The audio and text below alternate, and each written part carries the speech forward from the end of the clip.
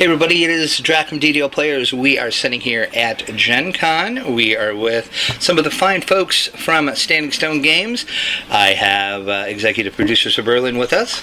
How you doing? All right, how are you? I'm great. How's your Gen Con? So far it's great. The amount of people is just fascinating. It is. I've gotten some good loot.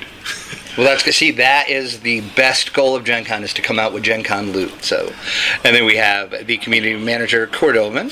Hey. As usual, I planned to not spend too much, and then that lasted about when I got out of the airport. So, having a good time. And we have, I guess I can call you developer now, Lynnabel, who, pro tip, do not stand next to. When playing ping pong, you will get hit with a ping pong ball. That was one time. That was but one it happened. time. But it happened. Yes, I came here with the goal of not spending too much money, and then I bought some wall art, which was just a surprise. So I guess we've just ruined that. So that's out the window. Yes, we are here to talk about Gen Con because nothing has been announced for DDO at all. Nothing. No, I kid. I kid, of course. Yeah, you guys dropped a huge bomb last night at the meet and greet. It was the Hardcore League permadeath server. So how in the world did that come about even? There are people that are looking for challenge, stacked upon challenge, stacked upon challenge. And one of the things that that does is it changes. We always look for ways for the games to be played differently, and it drastically changes how you play the game. When you can't die at all, then things like creating a maximum DPS character has to be weighed with survivability, and so it makes for a different, unique challenge. And because DDO has such a rich history and rich systems for creating a variety of builds, having to re-examine the priorities of what your build can do is a very interesting, mental challenge for the players, and that's what we're going for. And then this is going to be a separate server, correct? Yes. Yep. It's a separate server, VIP only. It will come up. You can't transfer characters onto it, so everyone has to start at level 1. Veteran status won't be available, and any iconics who try to cheat the system by talking to Elminster will be booted out to the starting area at level 1. And then after that, it'll go for 3 months, and anybody can transfer characters off of the server. Even if they've died, they'll be able to find their way onto the normal servers if they want, so that your progress won't be lost. But on the server itself, once you're dead, that's you're it. Dead. You'll have to create a new level 1. If you make sure, if your internet connection goes out, if there's a tsunami, if ninjas attack your home of residence, it doesn't matter. If you're dead, you're dead. So I wanted to just mention, because I saw on the forums post this immediate announcement, I just wanted to make sure people understood that this server will be open for 90 days, not reset every 90 days. It's open for one 90-day event period here, and then we'll see what we end up doing with it after that. But this is not a quote permanent server, so to speak, for this hardcore league. Would that be something that you would make permanent if it proves popular? I mean, would you be against that idea, or do you just want to keep it at a 90-day? I think we just have to kind of see how it all shakes out here. I think we want to see how the players react and sort of what happens. I think it's fun for a type of challenge, but if it does, we don't know what effect it will have on the community, and so we're very cautious about interrupting and causing some sort of problem with our current community, because we want our current community to be, have as much fun in DDO as they always have, and right. So anything that can interrupt that, we want to be very careful of. And then Reaper and everything will be on here, so they can play in Reaper if they want on this server. In fact, one of the things that is going to be measured is who gets the most Reaper XP. So the two things that we're going for, other than reaching level 5 and reaching level 20, there'll be certain goals of getting enough Reaper XP to get some rewards, and there'll be certain goals of getting enough favor. And the reason we pick those is favor can measure essentially how well you complete a wide variety of dungeons, and Reaper mode is how well you can survive on the hardest mode of the dungeon, of the game. And then I know it did say if you reach a total favor of 1750, you'll get the Eyes of Darkness cosmetic. Yeah. And 5,000 favor is going to be Bloody Footprints cosmetic. 10 Reaper enhancement points, a special Tattered Cloak, and 20 Reaper enhancement points will get you the Blood Reaper pet. Yep. And now, are these just for that server, or will No. these be able to be? Yeah, they're an transferred account-wide thing that you'll Okay. unlock. Yeah. So basically, your main characters on other servers will be able to claim them if you get them on the Reaper server. And then- The Reaper server, excuse me, on the hardcore server. I apologize. And then you are going to do the immortalization in the Hall of Heroes Yes. if you're in the top 100. Yep. So For is both. Is that going to be like a statue or a There'll be plaque a on the wall? Okay. That when you click on it, it will show everyone. Also, we have new tech that there'll be a character that if you click on them, they'll show you who the current top 100 are while you're on the server, so you can kind of see what the status of the current favor run and the current Reaper XP run are. Okay. And then, so are you going to allow hirelings and stuff like that? Sure. Is that still okay? We want the server to be as close to live as possible because we want the players to use all of the tricks and stuff that they've learned. And then, so if you die and can you get raised? Nope. Nope. So once Soon dead, as you die. Soon as you die, No. you dead. Okay. No self raises, no raise dead. As soon as you die, they draw you away into the nether realm. Wow. Okay. So, wow, that is totally hardcore. Then. That's the idea. This is going to be a challenge. I mean, I am really curious. We were talking a little bit earlier about how this came about, and part of it is that it involves so many kind of interesting things about what the community already does to challenge themselves and stuff, and we're really excited to see how this is going to work out, right? I mean, I've got some strategies already in mind, but I have no idea if it's going to work or not. So I will be very curious to see kind of what the community comes up with here. And then you also announced you're looking at maybe doing some XP changes. You want to talk about that a little bit, maybe your thought process, because I know there's been certain feelings expressed on the forums about that, kind of both ways. Sure. So we did a big data poll of how the players are playing the game, and one of the things that we found out is that when players fall into a destructive pattern of only playing in a way that is ultra efficient, but they end up playing the same content over and over again, a lot of those players tend to drift out of the game. They just burn themselves out. So what we're trying to do is sometimes the players have a hard time justifying running other dungeons because it's not as efficient. So we're trying to balance things and have other dungeons be more rewarding.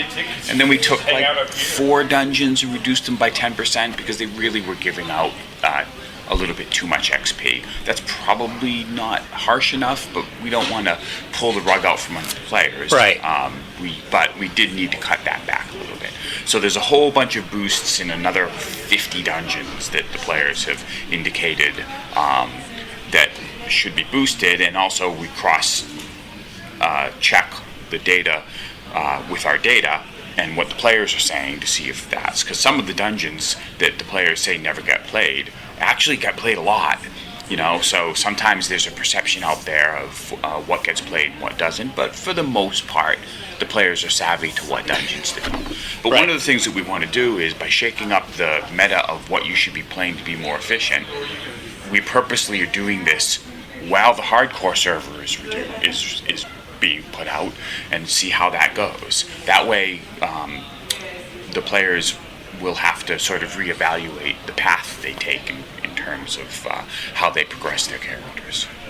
And then going back to the hardcore server, it's going to be on the Mania next week, so you can check that out to kind of see what it's going to be like. Yep, assuming that we don't find like critical bugs and have to push it, yes. And then when is it going to go, quote unquote, live for real? August 16th is what the news release Yes. says. Okay. Yep.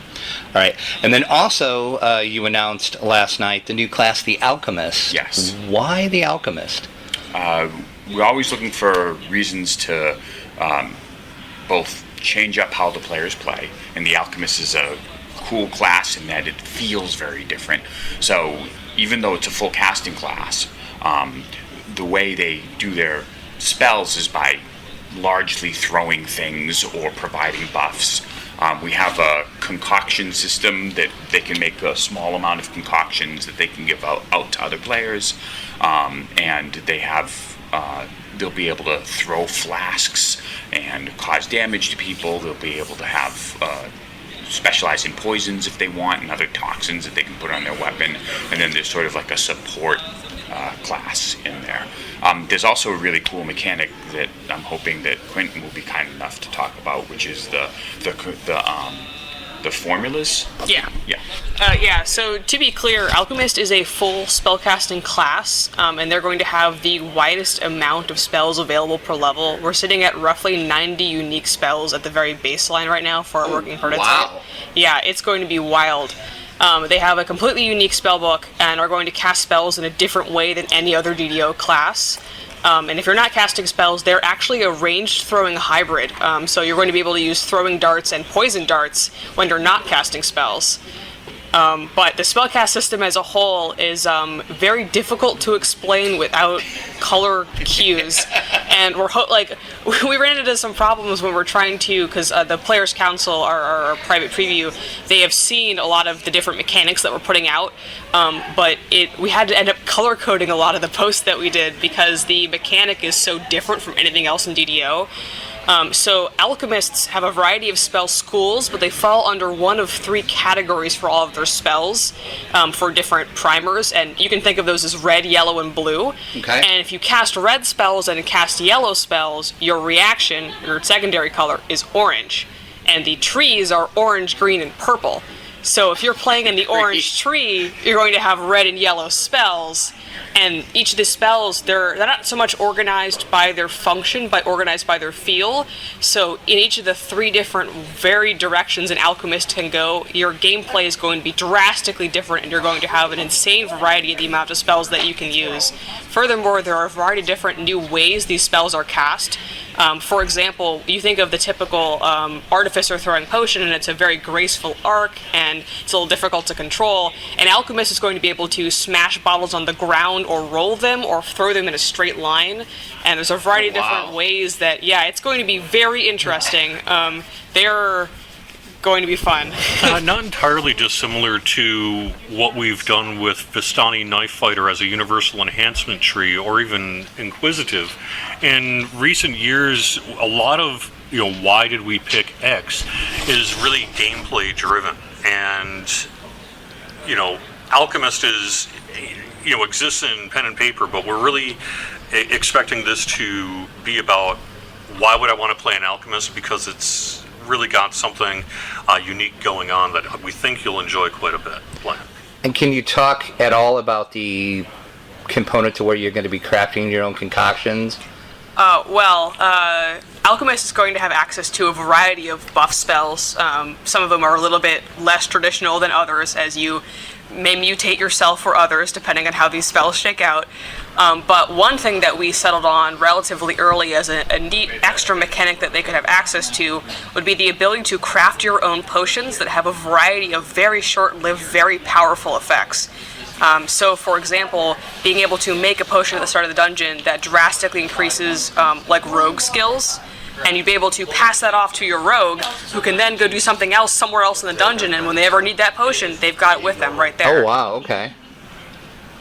And then I assume you'd be able to could create some damaging potions too, as well? Yes, they are elementalists. They use fire, water, air, and earth as their main damaging components. And they can specialize in as many or as few of those elements as they want. And they also do a lot of poison damage, which is something that other classes in DDO don't have good access to, or good access to scaling components for. Other than maybe we should probably just Oh, not hurt the rogue assassins out yeah. there. Going, what are you talking about? But it does exist, but it's going to be a little Right. bit there. So, yeah. And then when are we looking at this actually being in game, or maybe on the Mani at least we can get a first look at it? We are hoping to have this ready for update 44, so the update after this next update. Okay, and then also on the Mani a couple weekends ago, we got to look at some of the new loot. You want to talk about that a little bit, since I know you were involved with that? Yes. We've had a lot of positive feedback on how the item sets for the Masterminds of Sharn expansion shook out, and we really wanted to just fill in some of the gaps, as we're relatively limited by the amount of items that we can put in at a certain time. And so we wanted to take a look at, well, what archetypes are a little underrepresented, and so we settled on enchantment spec for bards or warlocks. Was really fun. That's one that people really wanted a lot. There's some new Pale Master loot, because we are revamping Pale Master for this update. And our third item set is actually for Alchemist, but Alchemist isn't out yet, so it's going to be a little weird. But we expect You're that... planting the seed. Yes. That will grow. In the same way that for the anniversary dungeon this last year, we released a new light crossbow, and then Inquisitive came later, and everyone went, "Oh, that's what that was That's for." why you put that. Yeah, because I remember when that first came out, people were like, "Why are they giving us this light crossbow?" That's got, weird, but diplomacy, sense. crossbows, obviously. Right. So we're hoping that that this is just another solid set of item choices, and I think it'll just fit right in. And then let's talk about Sharn a little bit, where after the Sharn release, I think everybody has played through Sharn. How have you been feeling that the Sharn launch went, and how it was reacted to in the community? Because I think it was pretty positive overall, and I loved the pack. The feedback has been really good by the players. From what we looked at when we first were doing Ravenloft, for instance, I think players were tentative. Because they hadn't seen an expansion from us, but Sharn was very different in that a lot of players just jumped right in really early. So it did as well as Ravenloft, and players were more confident in jumping into it. We saw a lot of play times. It was interesting because we decided to do a really hard raid. And then we have another more traditional raid following up on that, and to see how the players reacted to something with that level of difficulty, and watching the players try to fight their way through it. And so we had we certainly had a lot of completions on normal, and then less completions on hard and elite as the players were moving through it. And then we have a new raid coming out that is... Actually, it's out. It's out? It's out as of, I think they stealth released it, on Wednesday, Thursday? Oh, Wednesday? Yeah. Traveling. Well, we were all traveling to Gen Con. Go to Gen Con for 2 days and release a whole raid. A whole raid comes out. You leave the office and look what happens. And that's really cool because you basically get a chance to fight head-to-head with the sort of all the anti-party that you've been sort of chasing and encountering throughout Sharn. So it's... Project Nemesis is actually a bit of a reverse raid, and it puts the players in a very unique situation, gameplay-wise, in which rather than entering the spoil it. You don't want to spoil it. All right, never mind. Sorry, Look you at you. can't spoil Dang it. it. Scratch that, reverse that. They're in a whole guild. I can edit all that out like it never happened. No, I won't. No, I'll leave that in. It's fine, but we don't want to spoil All right, I what won't spoil happens it. there. Edit this whole thing out. Don't worry about it. Yeah. And then also last night you did kind of mention Isle of Dread, which Keep on the Borderlands. Isle of Dread is something you guys have talked about too, but you did mention Keep on the Borderlands. We knew that was coming. You want to talk a little more about it? I know we've kind of talked to you about it before, but is there any more that you want to expand on it, or is it still kind of too early for that? They're certainly working on all of the layout for it and such. We're excited because I think that in a game where you reincarnate a lot, meaning you start a character again and again, it'll be nice to have an alternate path at the extremely low levels, where you'll be able to play through something that isn't the same old, which is one of the weaknesses of starting a new character. Right, yeah. Is that you have to go through all the Korthos. Korthos. I mean, I love Korthos, but I don't love Korthos anymore. I love Korthos. Korthos holds up. Korthos is a solid company. Hey, who is going to Korthos shatter is that good. crystal if That's it's not right. for you? That's right. Yeah. The other nice thing about Who's going to help that mayor? Yeah. For many players, Keep on the Borderlands was really their very first dungeon. Oh yeah, for me it was definitely. Oh yeah. So I think that there'll be a certain level of nostalgia as you're playing through it, in terms of what we're going to do with it. So. And are you kind of looking to do kind of like what you did with Ravenloft and Sharn? You're going to try to stay as true as you can to it, but kind of DDO-fy it a little bit as well too, or?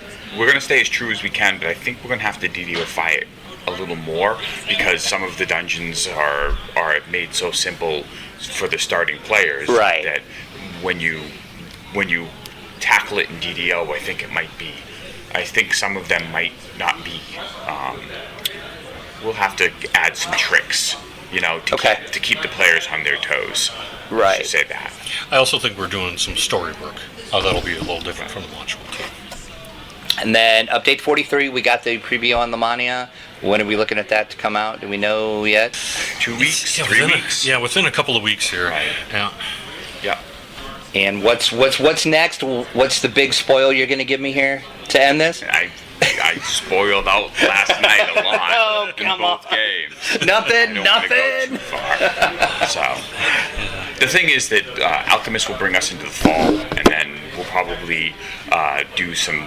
We're certainly going to tweak all of our Halloween loot, and like we do every year, and look at that, and then maybe some Winter Festival stuff, because there'll be loots and cookies and all of that, and then we're into next year, so Right. We definitely want to see how the players react. The interesting thing is that we like to see where the players are at, because sometimes in 6 months, so much has changed.